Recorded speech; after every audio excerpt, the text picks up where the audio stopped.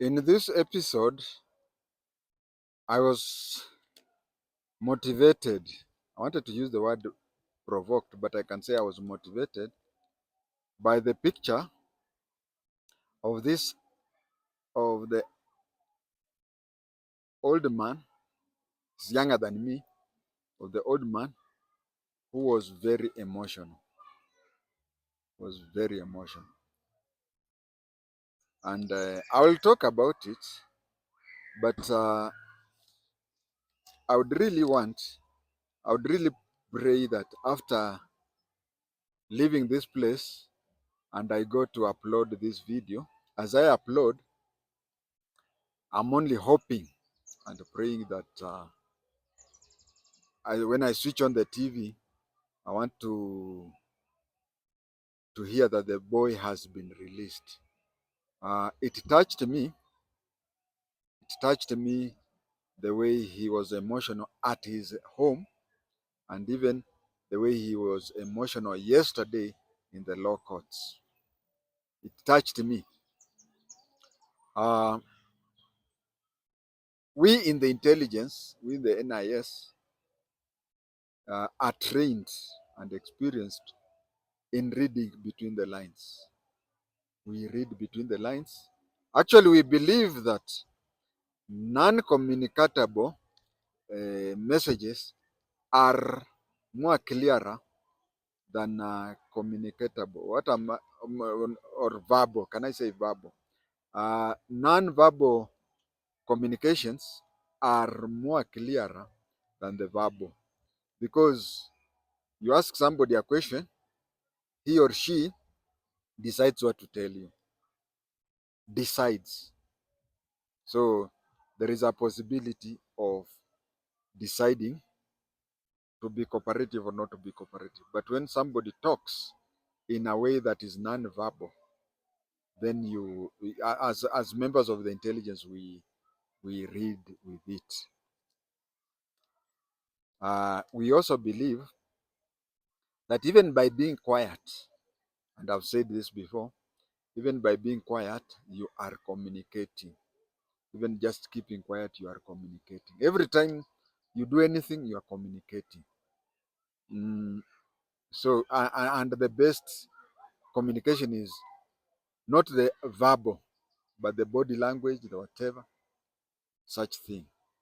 If you look at now this is the non-verbal messages that I got from this mzee, although he's younger than me by age. The first thing I understood is the person is emotional. He's not acting for the camera, he's not doing anything. And if you look at him, there even a possibility that he's not aware that there are microphones there or there are whatever. So that thing has really touched him. If you can see the way he talked when he was at his place, 100 kilometers away from Nairobi, and very painful was when he was talking in court, it touched me. When he said, you know,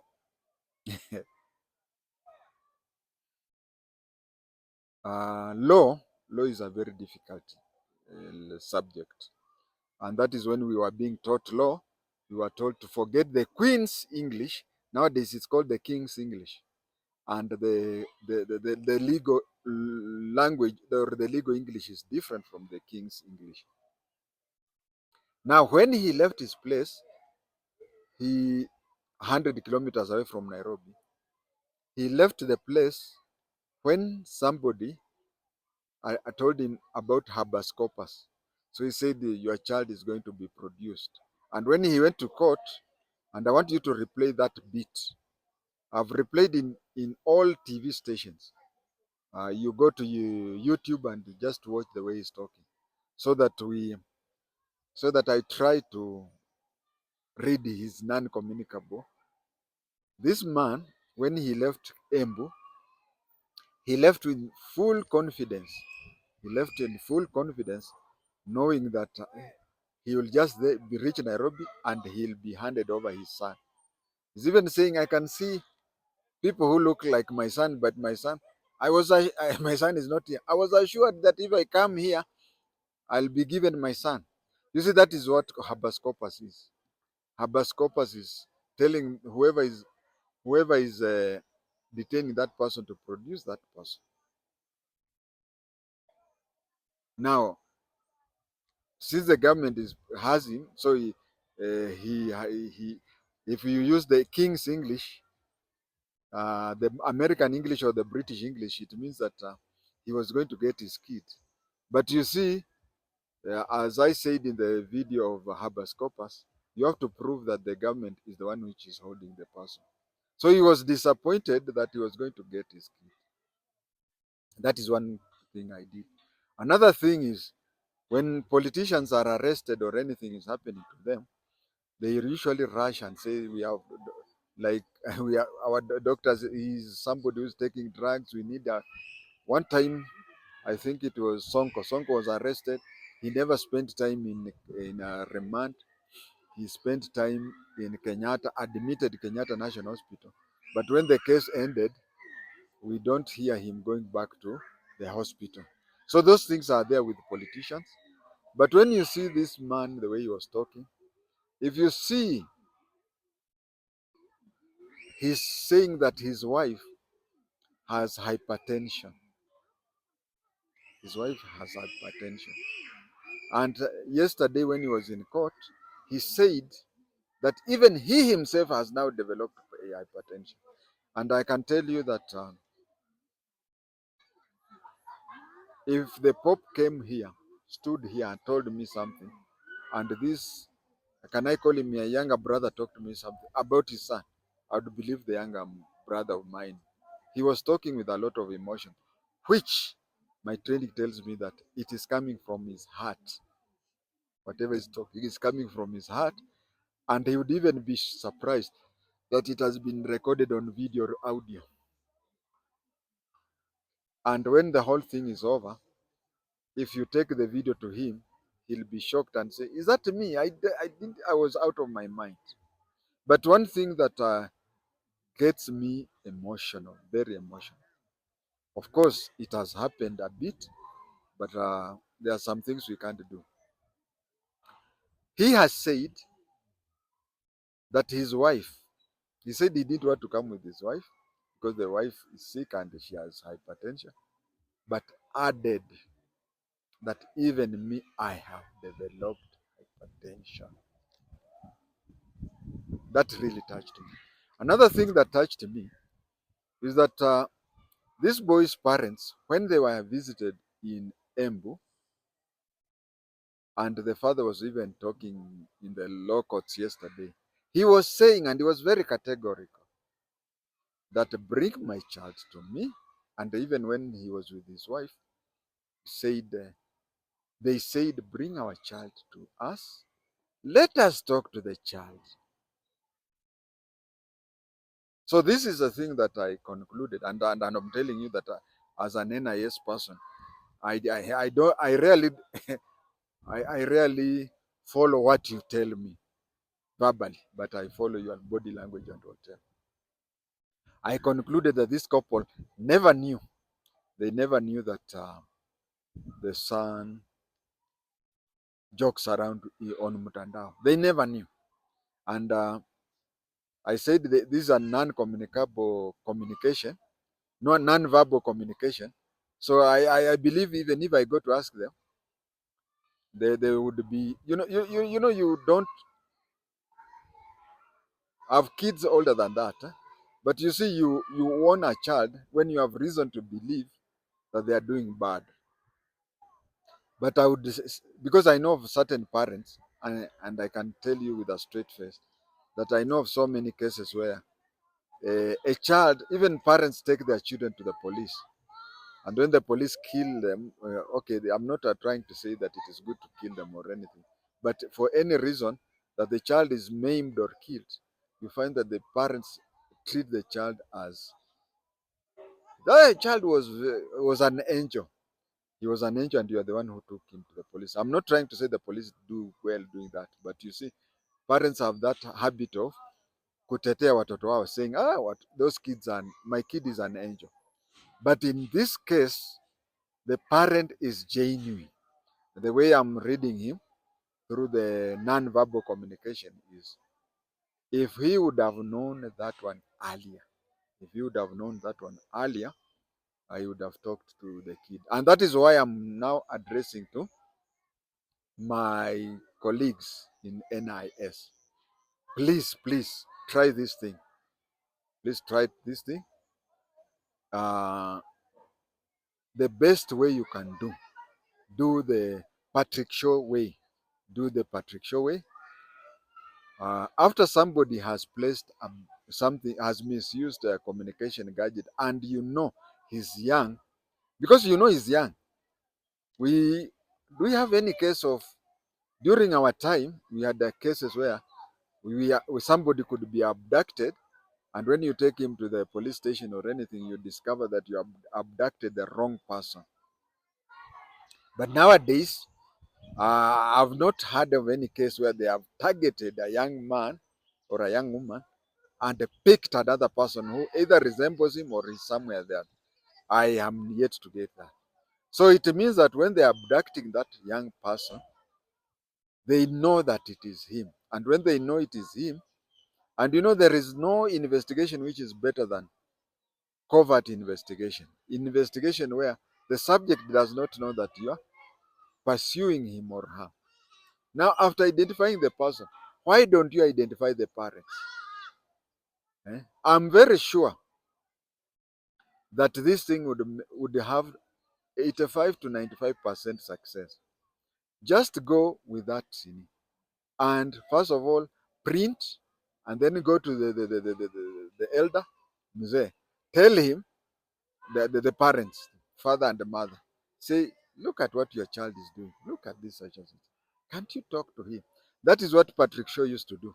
He would go there, he would leave Nairobi, go to the royal home of the youths and tell them, and then he'll tell them, especially men, you know, men follow, worship their mothers. You go and tell the mother, see what your son is doing, and the mother would be shocked. You see, like the father campaigned for Ruto, so you can say, look at the person you campaigned for, see what your son has done. And I'm very sure the father would have. And even when I look at the young boy Mwangi, he's called Mwangi, the way he has been brought up, the pictures, that whatever he's saying, this was just a cheeky boy who was just trying to joke around. I am very sure that if if two or three agents would have gone and visited the family and talked to the family and left everything to the family, things would have happened well. And I can tell you that 85% to 85% to 95% uh, of the time they become successful. They become successful to an extent that the parents would call the boy or the girl and talk to him or her, and the issue would be solved silently. Would be solved silently. As of now, I think I can say that it is safe. I mean, adding everything right and left, I would want to say that the possibility of them, uh, the possibility of them talking out to the child are high, and even the possibility of these young youths coming out even maimed or killed is almost zero. It is almost zero. I'm very sure that when they come out, the only problem they'll have is like what Jagi said. He lost a lot of weight because of enforced fasting. I think that is the worst that can happen. I want to believe, and I hope I am. The future proves me right, that they'll come out and say that the only problem they had is what the Kitengela 3 faced. But even what the Kitengela 3 faced was not advisable and whatever. So that is my wish, and I'm very sure that if The NIS, we have a problem with the NIS right now and from when it was formed in 1968. There are two problems they have. One problem is that they do not differentiate a personal a personal enemy of the president and the personal enemy of the no not the personal enemy of the president and the country's enemy. So they do that. And then the other thing is they want, or can I say we want to be seen as, we want to use the strong arm so as to be seen as if we are very loyal to the government. Remember, there's no time NIS ever appears on the ballot paper, but Ruto, Uhuru, Kibaki, Moi, and Kenyatta appeared on the ballot papers. So what I would say is that understand that Ruto is a politician. In your endeavor to be loyal to him, also know that he's somebody who will appear on the ballot paper. We have to do that. So the best way is just go talk to the parents. Uh, let's take an example of what I've said. 85 to 95%, the parents would just talk to the young boys, and the young boys would desist that slowly without much sin. And if 15 to 5% still insist, you see, what is 15% to 100%? It means that 6 out of 7 have stopped. It is only 1/7 that has stopped. And if it is 5%, it means one out of 19 out of 20 have stopped. I would even think that. But the most important thing is that I remember when I was still in school, we used to we were taught two things. We were taught two things about arguing with a fool. In one example, we were told, don't argue with a fool, people might not notice the difference. And the other one, we were told, if you argue with a fool, two fools are arguing. I said, and some of the things I upload here, coincidentally, I don't know, maybe Ruto watches my videos, but coincidentally, some of the things he has followed. For example, I said that he should ignore, because when people start calling you names, I get concerned when people give evidence against me using facts, using facts. But when we are debating or arguing or casing, and you come up with imaginary things, me, I don't get annoyed because it shows that you have no point to say. Otherwise, if you are to bring in real points and I bring in real points, chances of me being defeated fairly are very high. But when I start arguing with you, nasema jinga, sijui wale watu mliua Nyayo House, sijui mlifanya nini. You see, when somebody goes to non-issues like that and not the topic at hand, it shows that he or she has nothing to debate against you. That is why he or she now enters those things. Uliua watu wangapi? Unajua wale watu uliua ndio wanakusumbua. When you find people starting saying that, then know that they have no point. But when they say, okay, what you have said, you are wrong here, or you exaggerated here, or whatever. If you use the real points, I get worried because in that way, I I fear being defeated fairly. But when you start calling me names, that is what I want to say. That when I advised Ruto, I don't know whether he got the whatever, but I said, just accept the name Zakai. He accepted and he started making joke about it. What happened? The name Zakayo disappeared. The second time, they started Anguka Nayo, isn't it? Anguka Nayo. That was the when the jinsi were demonstrating. He waited until it was Mashujaa Day in Kilifi, in Kwale, in Mashujaa Day in Kwale. He started playing the song Anguka Nayo, and even yesterday I saw him dancing. At first I thought it was you know artificial intelligence. At, is it called AI? Yeah, artificial intelligence. Where I thought maybe people are placing that artificially to be seen as if he's dancing to the song Kasongo. But when uh, when I opened my Twitter handle, I saw Itumbi playing the same video where Ruto was dancing to the song Kasongo. That is how to beat them. You join them. They talked about Zakayo. You liked the name Mtosha Usuru. They kept quiet. They came up with, they nearly overthrew the government with the Anguka Nayo. In Kilifi, in Kwale, you danced to Anguka Nayo. Now you are dancing to Kasongo. Even somebody, I think somebody even produced your condolences when Kasongo Akanema died. That is the way to go with them. Otherwise, there is nothing as difficult as handling a person with a death will. Yeah, with a death will. It happens. It has happened. For example, which is the okay. Go to the army barracks. You go there with something that is in the shape of a G3, and just stand to come from far shouting, "Hey, kujeni, mi niko na G3 nitapiga nyi," and you start waving that wooden shape of G3. The military people, the quarter guard, will not wait for you to go near the gate. They'll kill you. So kindly avoid, and this is what I would like to tell the president. Kindly avoid these young people. Some of them, they don't know what is happening.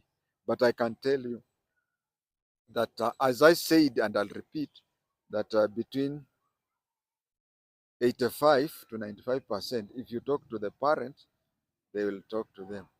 And I'm even sure that the parents of this, especially this fellow from M, the way he is very emotional, and even that boy, I'd really like to meet the boy. I know I may never meet him, but I'll tell him, look at the way your father has gone through. Is it worth it?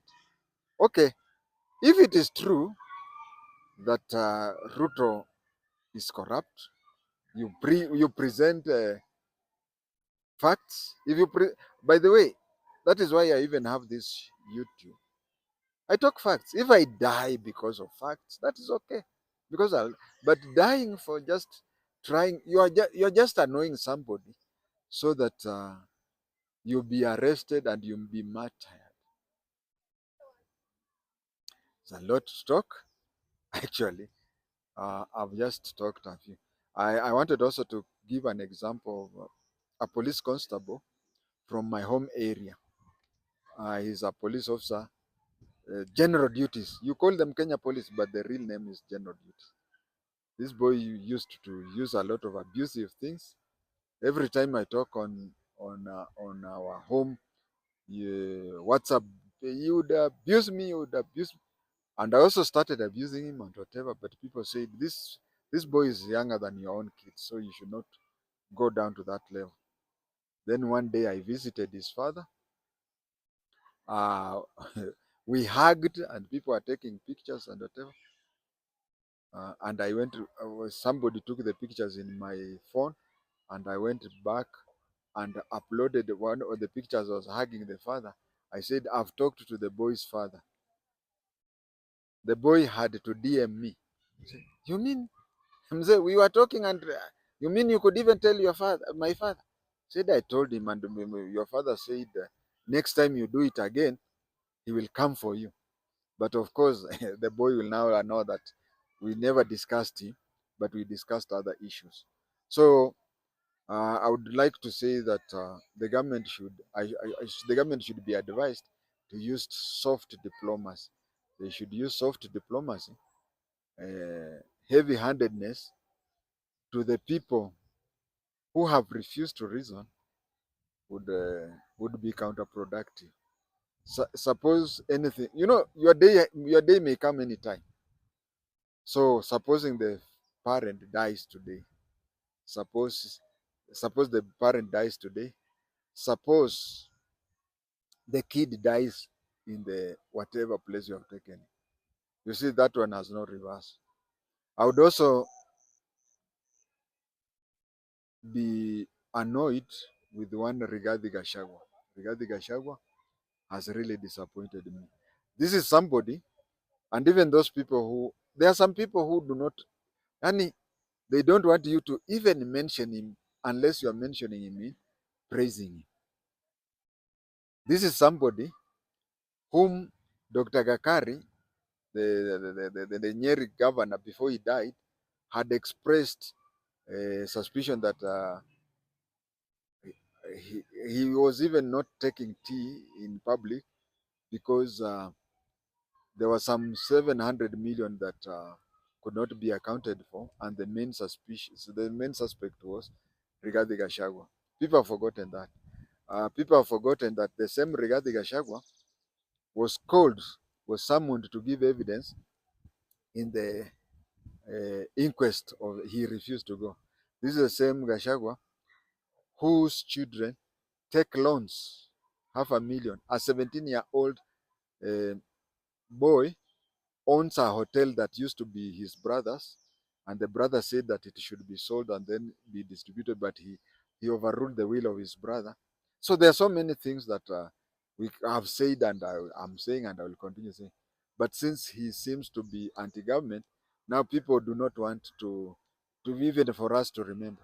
The same people who 12 months ago were annoyed when he talked about shares, the same people who are insisting that Gachagua is Moi's son, and that Gashagua's mother used to work at Sagana State Lodge. When Gachagua was born in 1966, Moi was a member of the opposition, had just moved from the opposition, and he was a minister. And when Gachagua was born, the vice president was Jaramogi Oginga Odinga. But people forget that because they really wanted to attack him. They were attacking him then because he was on the government side. Now they don't want even to remember that because the government is against him. Today, how many people are being killed by Shylocks just because they have taken 10 or 20,000 shillings loan from Shylocks? But Gashagua's 17-year-old son, who has grabbed his uncle's hotel in Kilifi, can even go to the bank and get 500 million shillings. People are not seeing that. But then in today's message about Gachagua was very simple. It goes like this.